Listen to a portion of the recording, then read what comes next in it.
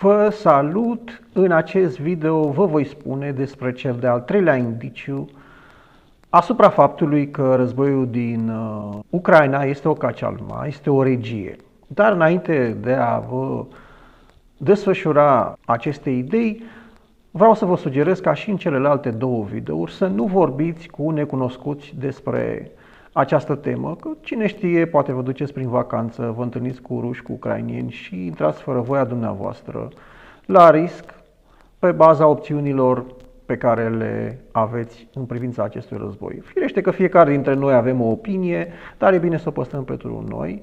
Dimpotrivă, pentru amici, vă recomand ca toate cele 3 videouri cu acesta să le trimiteți, să vadă și ei, pentru că la televizor nu prea se spune. Deși cei care au așa o anumită experiență cu dizidența politică cam intuiesc că acest război totuși este o cacialma tragică, într-adevăr. Care este cel al treilea indiciu? Este faptul că Rusia nu este totuși o dictatură clasică. Este o dictatură modernă, cum este de fapt așa numita democrație liberală occidentală, numită pompos democrație, pentru că ea nu este o democrație, este tot o dictatură, dar făcută cu manipulare și dezinformare, spre deosebire de dictatura clasică, făcută cu forță, în mare parte prin forță, prin instituțiile represive.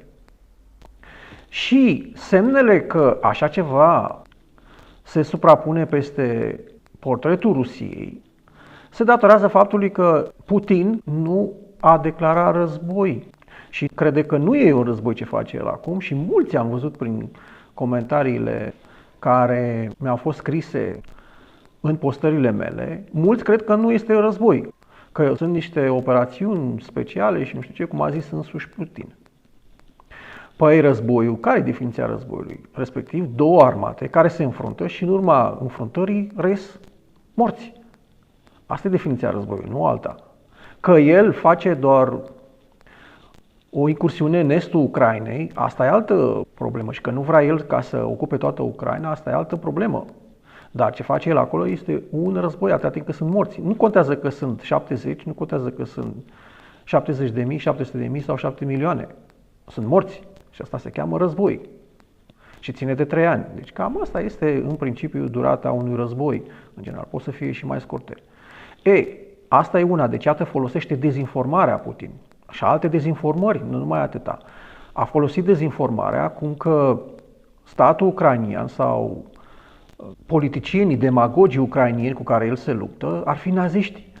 Și operațiunea lui specială ar fi un fel de denazificare.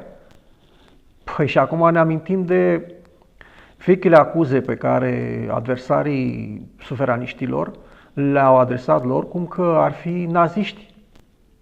Fasciști, de fapt, dar fascismul și nazismul e cam același lucru în ceea ce privește xenofobia și antisemitismul. În cazul ăsta, xenofobie. Iată că i-a acuzat că sunt naziști pe ucrainieni și a forțat astfel în mod manipulator frica rusului de rând față de cea mai groaznică experiență din istoria Rusiei, respectiv războiul al doilea mondial, când au fost invadați de către germani.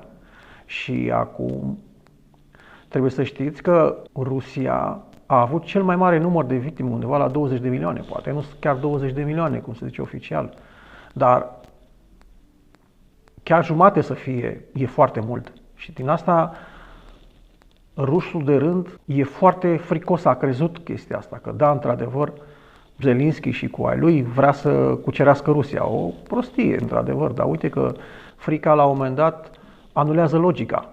Deci iată că el a folosit două idei dezinformaționale care au penetrat foarte puternic în conștiința rusului simplu, care are încă în inconștient suferințele de acum aproape 100 de ani și traumele acelui război. Deci iată că în loc să declare război și să ia cu forța populația rusă la acest război, populația masculină, da, să cucerească și să facă, să dreagă, el folosește manipularea și omul simplu, rusul simplu, e de acord ca țara lui să se ducă să facă ordine cu